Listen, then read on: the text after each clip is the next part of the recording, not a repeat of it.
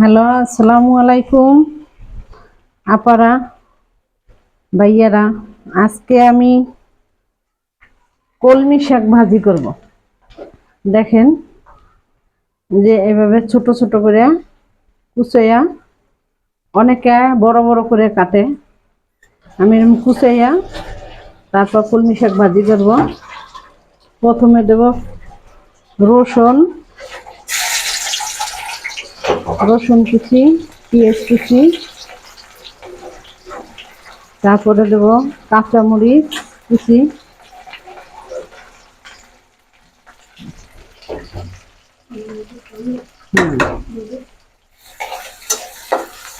এখন লাড়াচাড়া দিয়ে সুন্দর করে।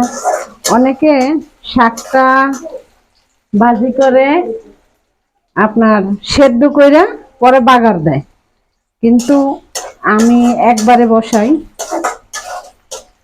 এই একবারে বসাইলে শাকটা স্বাদ বেশি লাগে, সবুজ সবুজ শাকটা থাকে,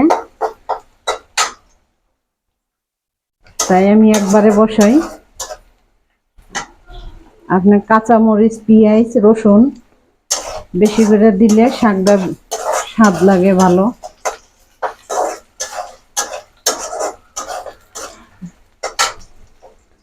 ওকে,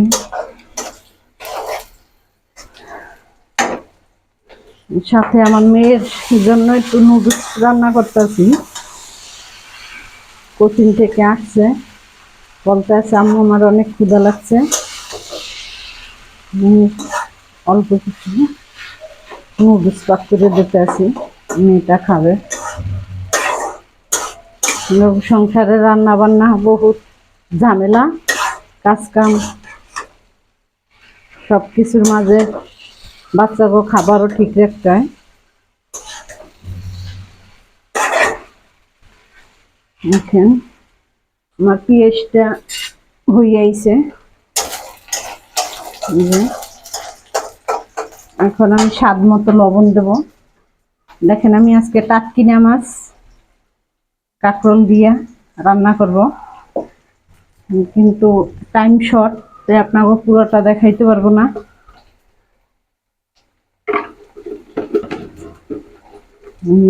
স্বাদ মতো লবণ দিয়ে দিলাম। আমি যেভাবে ভাজি করি শাকটা, আপনার এভাবে ভাজি করে দেখবেন।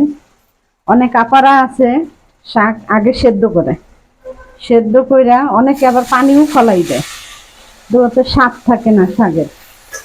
দেখেন, আমি একবারে বসাই শাকটা একবারে বসাইলে শাকটা খাইতে যেমন স্বাদ লাগে, তেমন সবুজ সবুজ থাকে শাকটা। শাকটা যদি লাল হয়ে যায়, ওই শাকটা ভালো লাগে না খাইতে, স্বাদ লাগে না। বসাই দিলাম।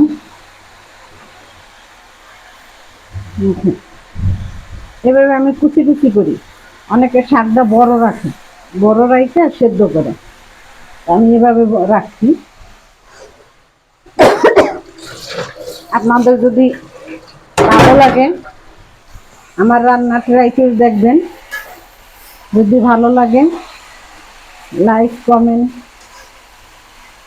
শেয়ার করবেন বেশি বেশি করে। জানেনই তো আমি নতুনে সাবস্ক্রাইব করে দিয়েন আপনারা। দেখেন শাকটা আস্তে আস্তে মজে যাইতেছে, মনে হবে কতগুলো শাক জন্য রান্না করতেছি। দেখেন একটুখানি শাক হয়ে যাবে সেদ্ধ হইয়া। শাকটা আমি হালকা একটু ডাইকে দেবো ছোট্ট ঢাকনা দিয়ে 2 মিনিটের জন্য। এখানে আমার মেয়ের নুডলসও হয়ে গেছে।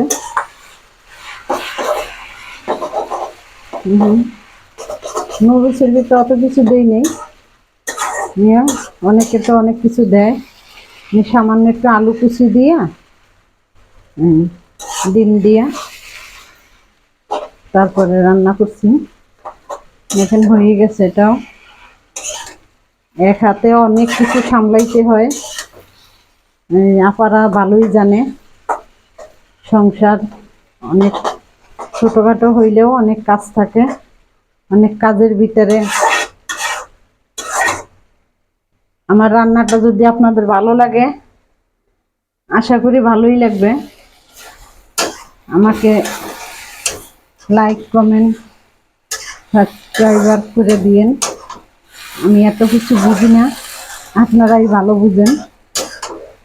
এই পর্যন্ত আজকে, আল্লাহ হাফেজ।